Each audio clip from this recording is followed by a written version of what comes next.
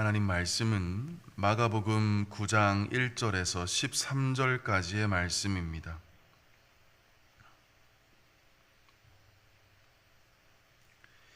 하나님 말씀은 마가복음 9장 1절에서 13절까지의 말씀입니다. 하나님의 말씀을 저와 여러분이 함께 합독하도록 하겠습니다. 또 그들에게 이르시되 내가 진실로 너희에게 이르노니 여기 서 있는 사람 중에는 죽기 전에 하나님의 나라가 권능으로 임하는 것을 볼 자들도 있느니라 하시니라. 엿새 후에 예수께서 베드로와 야고보와 요한을 데리시고 따로 높은 산에 올라가셨더니 그들 앞에서 변형되사 그 옷이 광채가 나며 세상에서 빨래하는 자가 그렇게 희게 할 수 없을 만큼 매우 희어졌더라. 이에 엘리야가 모세와 함께 그들에게 나타나 예수와 더불어 말하거늘 베드로가 예수께 고하되 랍비여 우리가 여기 있는 것이 좋사오니 우리가 초막 셋을 짓되 하나는 주를 위하여 하나는 모세를 위하여 하나는 엘리야를 위하여 하사이다 하니 이는 그들이 몹시 무서워하므로 그가 무슨 말을 할지 알지 못함이더라. 마침 구름이 와서 그들을 덮으며 구름 속에서 소리가 나되 이는 내 사랑하는 아들이니 너희는 그의 말을 들으라 하는지라. 문득 둘러보니 아무도 보이지 아니하고 오직 예수와 자기들 뿐이었더라. 그들이 산에서 내려올 때 예수께서 경고하시되 인자가 죽은 자 가운데서 살아날 때까지는 본 것을 아무에게도 이르지 말라 하시니 그들이 이 말씀을 마음에 두며 서로 문의하되 죽은 자 가운데서 살아나는 것이 무엇일까 하고 이에 예수께 묻자와 이르되 어찌하여 서기관들이 엘리야가 먼저 와야 하리라 하나이까. 이르시되 엘리야가 과연 먼저 와서 모든 것을 회복하거니와 어찌 인자에 대하여 기록하기를 많은 고난을 받고 멸시를 당하리라 하였느냐. 그러나 내가 너희에게 이르노니 엘리야가 왔으되 기록된 바와 같이 사람들이 함부로 대우하였느니라 하시니라. 아멘. 새벽 기도에 나오신 여러분 모두를 주님의 이름으로 환영하고 또 축복합니다.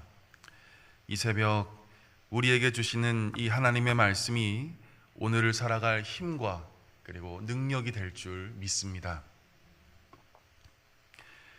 마가복음에서 예수님이 하나님의 아들임을 밝히 드러내는 장면이 한 세 군데 등장하게 됩니다. 그중 하나가 예수님이 세례를 받을 때입니다. 마가복음 1장 11절을 보시면 하나님이 세례를 받은 예수님을 향해서 이렇게 말씀하시는 장면이 기록되어 있습니다. 제가 한번 읽어보도록 하겠습니다. 하늘로부터 소리가 나기를 너는 내 사랑하는 아들이라 내가 너를 기뻐하노라. 예수님의 이 신적인 권위를 매우 직접적으로 드러내주는 장면 중 하나입니다. 그리고 두 번째는 예수님이 십자가에 못 박혀 죽으셨을 때 한 백부장의 입술을 통해서 예수님이 하나님의 아들이셨다는 사실을 밝혀주고 있습니다. 우리가 읽진 않았지만 마가복음 15장 39절 말씀을 제가 한번 읽어보도록 하겠습니다. 예수를 향하여 섰던 백부장이 그렇게 숨지심을 보고 이르되 이 사람은 진실로 하나님의 아들이었더라 하더라. 사람의 입술을 통해서 예수님의 신성이 증거되는 장면입니다. 그리고 마지막으로 예수님이 하나님의 아들임을 드러내시는 장면이 있는데 바로 오늘 우리가 읽은 이 변화산 사건을 통해서 우리는 확인해 볼 수 있습니다. 예수님이 베드로와 야고보 그리고 이 요한을 데리고 높은 산에 올라가셨습니다. 그곳에서 예수님이 매우 영광스러운 모습으로 변화되십니다. 그리고는 이 예수님께서 엘리야와 모세와 함께 대화를 나누시기 시작합니다. 이 광경을 지켜보고 있었던 베드로가 하는 말이 우리가 여기 있는 것이 좋사오니 우리가 초막 셋을 짓되 하나는 주를 위하여 하나는 모세를 위하여 하나는 엘리야를 위하여 짓겠다고 말합니다. 이때 구름이 덮이며 구름 속에서 나오는 하나님의 음성이 있었는데 우리 이 구절이 담겨져 있는 우리 7절 말씀을 우리 다 함께 읽어보도록 하겠습니다. 7절입니다. 시작.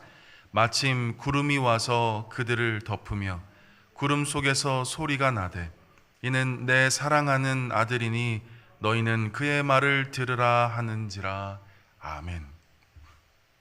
바로 이 대목에서 예수님이 하나님의 아들임을 밝혀주고 있습니다. 사랑하는 성도 여러분, 예수님이 하나님의 아들이라는 것이 무슨 의미일까요? 이것이 왜 중요한 것일까요? 사실 예수님은 인성과 신성을 모두 가지고 계신 분이십니다. 다시 말해서 100% 완전한 인간이면서 동시에 100% 완전한 하나님이라는 말씀입니다. 예수님이 인간이셨기에 우리는 예수님이 걸어가신 그 길을, 그 좁은 길을, 그 십자가의 길을 우리 또한 걸어갈 수 있는 것입니다. 예수님이 그저 신으로서만 존재했다면 우리는 그분의 발자취를 따라 살아갈 수 없을 것입니다. 그리고 예수님은 인간이셨기에 우리가 짊어지고 있는 모든 수고와 아픔에 대해서 공감하실 수 있는 분이십니다.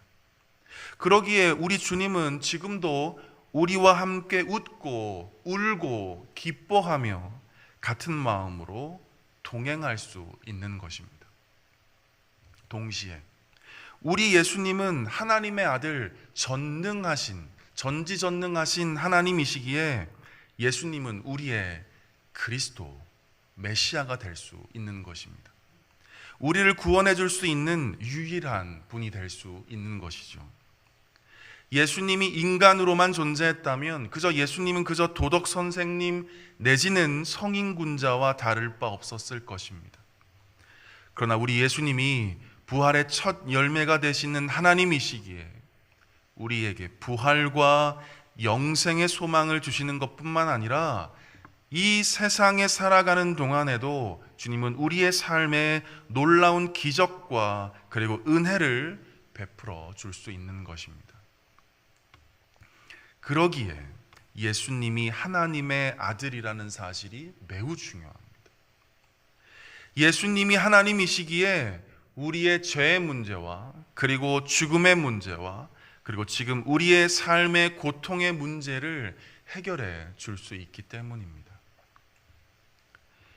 그리고 오늘 본문 7절을 다시 한번 보시면 하나님은 예수님을 향해 나의 사랑하는 아들이라고 말씀하시면서 너희는 그의 말을 들으라고 말씀합니다. 예수님의 말씀을 듣고 그 말씀에 순종할 수 있는 이유가 바로 여기에 담겨져 있습니다. 바로 예수님이 하나님의 아들, 다시 말해서 예수님이 하나님이시기 때문이라는 것입니다. 우리 예수님이 천지를 창조하시는 그때도 계셨고 그리고 새 하늘과 새 땅이 도래하는 그 날에도 계실 우리 하나님이시기에 우리는 주가 주시는 그 말씀에 순종하며 살아가야 한다는 것을 바로 우리 하나님께서 우리에게 말씀해 주고 있는 것입니다.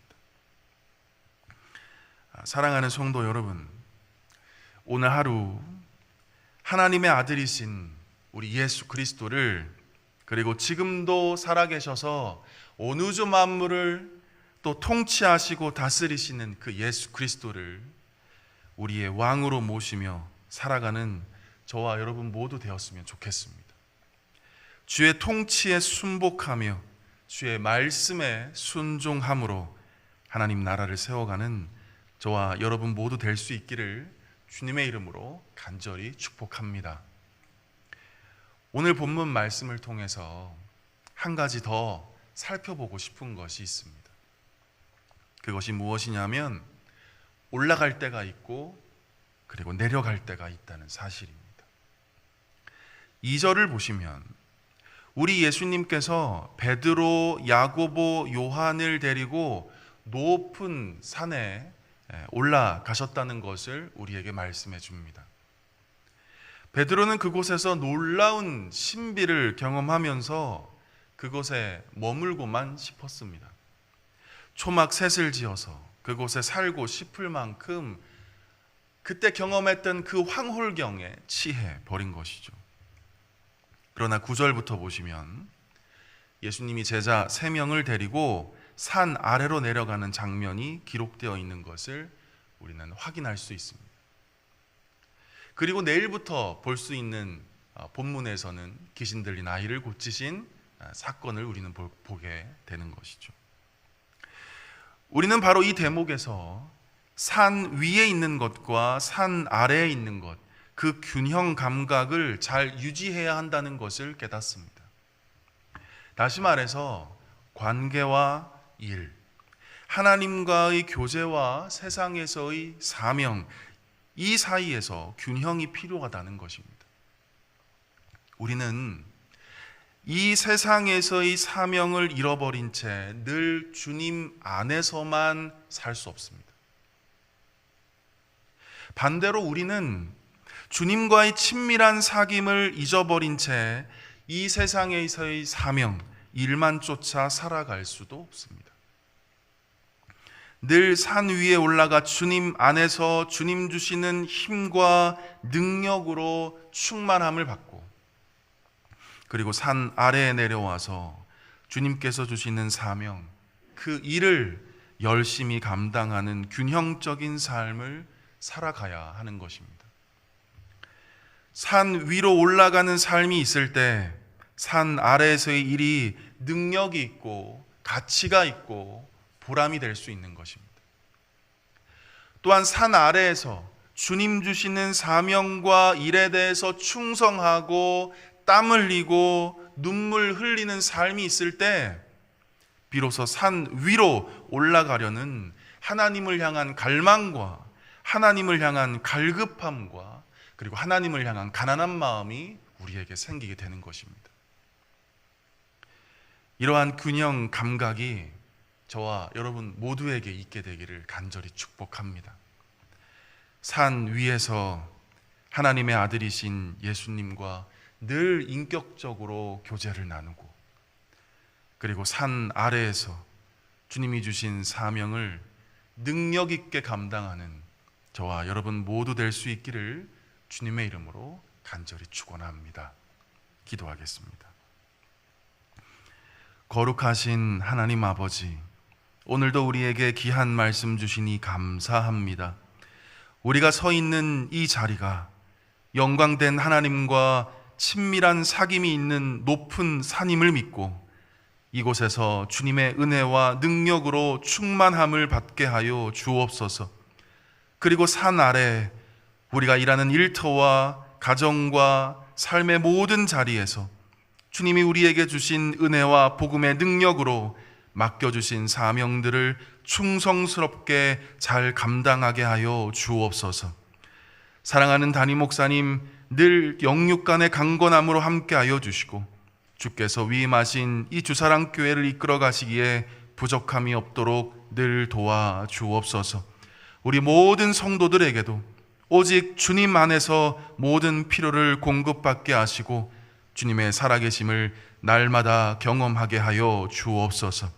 이 모든 말씀 지금도 살아 역사하시는 예수 그리스도의 이름으로 간절히 기도드리옵나이다. 아멘.